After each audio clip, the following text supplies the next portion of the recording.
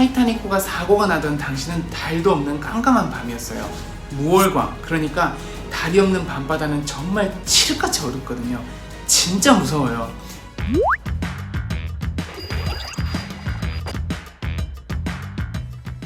안녕하세요, 친절한 손원장입니다. 이 불멸의 영화 타이타닉이죠. 디카프리오가 정말 잘생겼었는데 세월이 참... 오늘은 타이타닉호가 왜 빙산에 충돌할 수밖에 없었는지 안과 의사의 시각에서 한번 풀어보려고 합니다.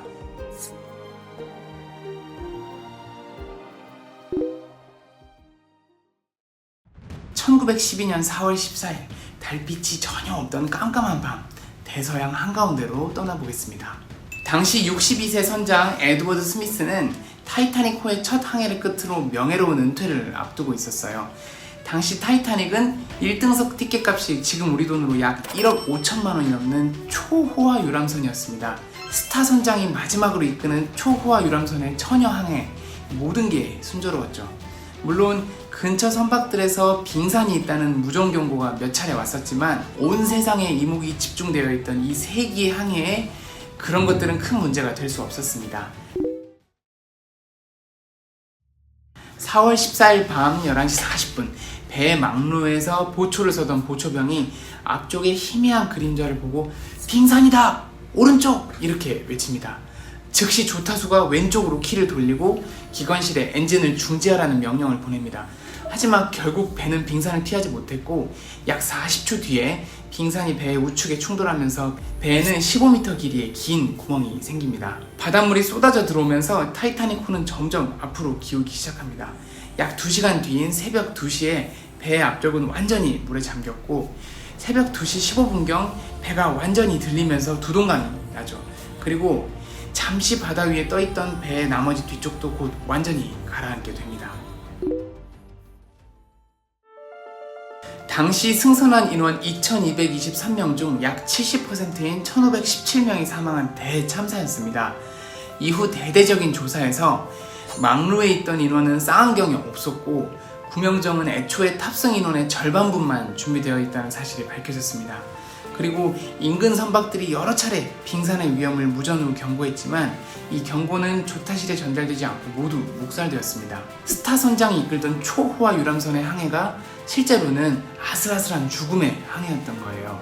당시 막루의 보초병에게 쌍안경이 없었던 사실은 좀 충격적이었습니다. 하필 출항 직전에 항해사가 교체되면서 막루에 있던 쌍안경 보관함의 열쇠가 없이 배가 출항했던 거예요. 그러니 2200명이 넘는 사람들이 탔던 배의 눈이라고 볼 수 있는 보초병 2명이 쌍안경이나 보호안경도 없이 차가운 바닷바람을 맨눈으로 맞고 있었던 거죠. 사실 제가 해군 군의관 출신이에요. 실제로 15년 전에 함정 군의관으로 1년 동안 전투함을 탔습니다. 이 배 갑판 위에서 영하의 바닷바람을 맞아본 사람은 압니다. 눈물이 나서 앞을 선명하게 볼 수가 없어요. 게다가 타이타닉호가 사고가 나던 당시는 달도 없는 깜깜한 밤이었어요. 무월광, 그러니까 달이 없는 밤바다는 정말 칠흑같이 어둡거든요. 진짜 무서워요. 그런데 그렇게 어두운 환경에서는 이 망막에 있는 두 세포 중에 좀 더 예민한 원뿔세포는 작동하지 못하고 민감도가 낮은 막대세포만 작동합니다. 이 막대세포는 해상도가 낮아서 멀리 있는 작은 빙산을 알아차리기가 어렵습니다.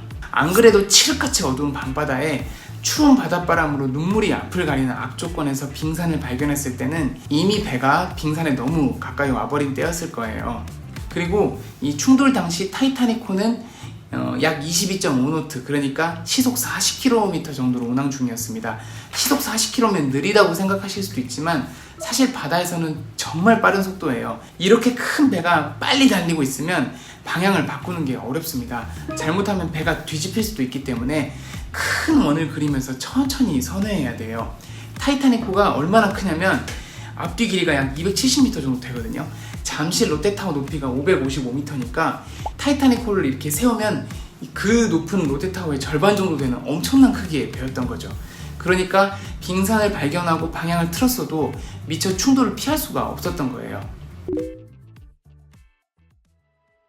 타이타닉호의 침몰은 많은 걸 바꿨습니다. 인간의 눈에만 의존하던 항해는 이후 레이더, GPS, 수중 초음파를 이용한 안전한 항해로 바뀌었고 주변 선박들의 무전에만 의존하던 경보는 전 세계가 참여하는 위성 빙산 감시 체계로 바뀌었습니다. 그리고 모든 선박은 탑승 인원 전원을 수용할 수 있는 구명정을 의무적으로 갖추게 되었어요. 결국 타이타닉의 침몰은 단순한 해난 사고가 아니라 인간의 눈만으로는 바다를 안전하게 건널 수 없다는 사실을 모두가 깨닫게 한 전환점이었습니다. 오늘 이야기 즐거우셨다면 구독, 좋아요 부탁드립니다. 저는 다음 시간에 만나요. 안녕.